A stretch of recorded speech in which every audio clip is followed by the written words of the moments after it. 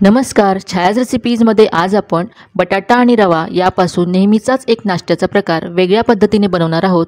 तर अजिबात वेळ न घालवता बनवायला सुरुवात करूया.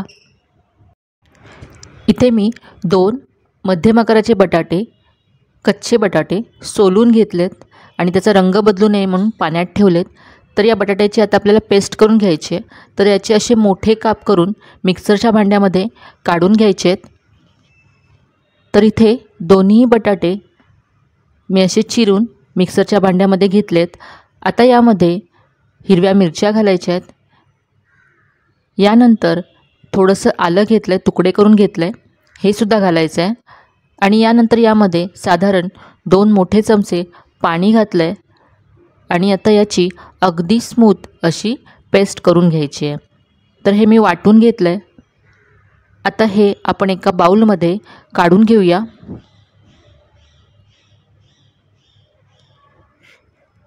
आता यामध्ये 1 कप रवा घालायचा आहे. जाड बारीक कोणताही रवा तुम्ही इथे घेऊ शकता. मी इथे जो उपम्यासाठी आपण जाड रवा वापरतो तो घेतला आहे. इथे मी कपाने रवा मोजून घेतला आहे, तुम्ही वाटीने मोजून घेऊ शकता. यानंतर यामध्ये अर्धा कप दही घालायचं आहे. थोडंसं आंबट दही इथे घ्यायचं आहे.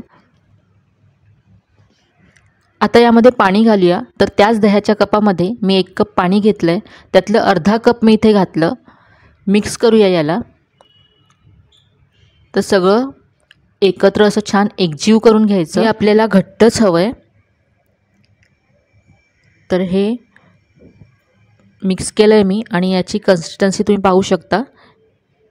इतपतच आपल्याला हे घट्ट हवं आहे. तर यामध्ये मला अर्धा कप पाणी लागलं. आता हे आपल्याला झाकून 15 ते 20 मिनटं ठेवून द्यायचं आहे, म्हणजे रवा छान फुलेल. तोपर्यंत आपण चटणी बनवून घेऊया. तर चटणीसाठी लागणारं साहित्य पाहूया. इथे मी अर्धी वाटी किसलेलं ओलं खोबरं घेतलं आहे. 1 चमचा भाजलेली चण्याची डाळ घेतली आहे. यानंतर चवीप्रमाणे मीठ घेतलं आहे. 2 पाकळ्या लसूण आणि थोडंसं आलं घेतलं इथे. यानंतर चटणी जेवढी तिखट हवी त्याप्रमाणे हिरव्या मिरच्या घ्यायच्या आहेत आणि थोडीशी कोथिंबीर घेतली आहे. हे सगळं साहित्य मिक्सरच्या भांड्यामध्ये काढून घ्यायचं आहे. आता यामध्ये गरजेप्रमाणे पाणी घालून चटणी वाटून घ्यायची आहे. तर इथे मी चटणी वाटून घेतली आहे. बाउलमध्ये काढून घेऊया ही चटणी. आणि आता चटणीवर घालण्यासाठी फोडणी तयार करूया. तर इथे मी तडका पॅन गरम करत ठेवला. यामध्ये 2 मोठे चमचे तेल घातलं आहे. तर यातली थोडीशी फोडणी आपण चटणीमध्ये घालणार आहोत आणि उरलेली फोडणी आपण जे आपण पीठ झाकून ठेवलं आहे त्यामध्ये घालणार आहोत. म्हणून इथे थोडंसं जास्त तेल मी घेतलं. तेल गरम झाल्यानंतर यामध्ये 1 चमचा मोहरी घालायची आहे.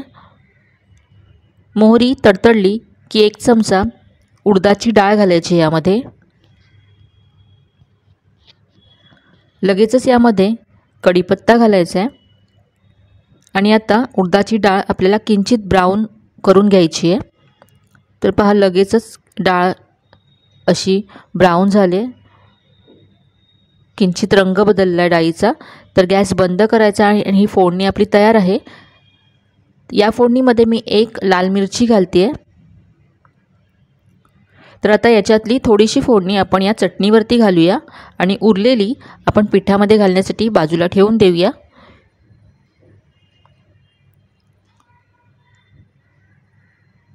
फोडणीमुळे ही चटणी खूपच मस्त अशी खमंग लागते. तर ही आपली छानशी चटणी तयार आहे. चटणी तयार आहे. आता आपण पुढची कृती करूया. तर आता आपण जे पीठ झाकून ठेवलं होतं तर इथे 15 ते 20 मिनटं झालेत. पाहूया आपण. तर हे आधीपेक्षा आता घट्ट झालं आहे. आपण हे एकदा मिक्स करूया. सुरुवातीला आपण यामध्ये पुढचं साहित्य घालूया आणि लागलं तर नंतर पाणी घालू. तर इथे जी आपण फोडणी बाजूला ठेवली होती ती घालायची आहे. फोडणी इथे ऑप्शनल आहे, पण फोडणीमुळे मस्त खमंगपणा येतो म्हणून इथे मी घालते.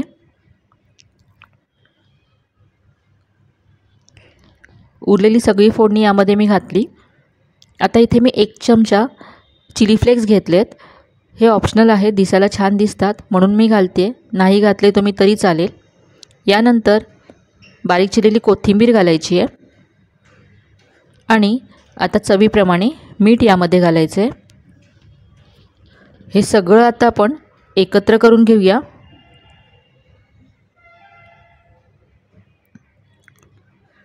हे थोडंसं मला घट्ट वाटतंय, तर यामध्ये मी आणखी थोडंसं पाणी घालते। तर हे जे अर्धा कप आपण पाणी ठेवलं होतं त्यातलंच मी 2 चमचे पाणी इथे घालते। तर आतापर्यंत मला अर्धा कप आणि 2 चमचे इतकं पाणी लागलं आहे आणि एवढं पाणी शिल्लक राहिलं एका कपातलं। पाण्याचं प्रमाण कमी जास्त लागू शकतं, तुम्हाला अंदाज यावा यासाठी मी इथे सांगते आहे। आता यापासून आपण इडली बनवणार आहोत, तर इथे इडलीचं भांडं मी ग्रीस करून घेते।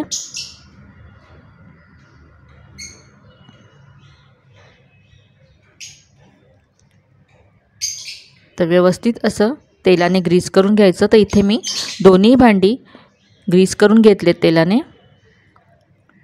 आता जे आपण पीठ बाजूला ठेवलं होतं यामध्ये 1 पॅकेट इनो घालायचं। यामध्ये 1 चमचा इनो असतं, तर ते घातलं आहे मी। यावरती थोडंसं पाणी घालूया, साधारण 1 चमचा इनो ॲक्टिवेट करण्यासाठी। मिक्स करून घेऊया याला।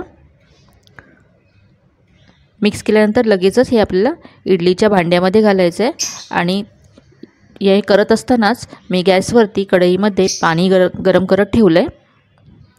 तर ह्याच्यामध्ये 1-1 चमचा पीठ घालून घ्यायचं आहे। इडली ही छान फुलते। तर इथे दोन्ही भांडी मी भरून घेतली आणि जे आपण पाणी ठेवलं होतं गरम करत त्यामध्ये हा स्टँड ठेवायचा आहे आणि आता झाकण ठेवूया आणि 10 ते 12 मिनटं ही इडली आता वाफवून घ्यायची आहे। तर इथे साधारण 12 मिनटं झाले आहेत, आपण पाहूया। वाव, तुम्ही पाहू शकता इडली मस्त अशी फुगली आहे, आकाराने दुप्पट झाली आहे। तर ही इडली आता आपण थंड करून घेऊया। इडली मी थंड करून घेतले, काढून घेऊया।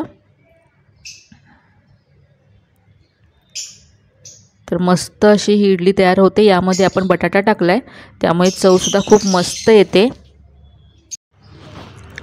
तुम्ही पाहू शकता दिसायलासुद्धा ही इडली किती छान दिसते। यामध्ये आपण रेड चिली फ्लेक्स घातलेत त्यामुळे मस्त दिसते। तर आपण इडली काढून घेऊया। इथे इडली मी चटणीबरोबर सर्व केले। तुम्ही याची जाळी पाहू शकता, अगदी मस्त हलकी फुलकी जाळीदार अशी ही इडली तयार झाली आहे। तर नेहमीच्या इडलीपेक्षा थोड्याशा वेगळ्या चवीची ही इडली तुम्ही नक्की ट्राय करा। तुम्हाला मी तोडून दाखवते, पहा अजिबात चिकट नाही आहे, आतपर्यंत अगदी जाळीदार अशी इडली तयार झाली आहे। या चटणीबरोबर तर ही अगदी अप्रतिम लागते।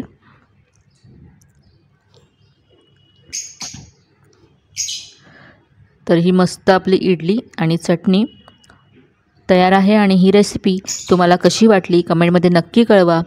रेसिपी जर आवडली असेल तर व्हिडिओला जास्तीत जास्त लाईक करा, शेअर करा। चॅनलवर नवीन असाल तर चॅनलला सबस्क्राईब करायला विसरू नका। तर मग पुन्हा भेटूया अशाच छान छान आणि नवीन नवीन रेसिपीसह। तोपर्यंत धन्यवाद।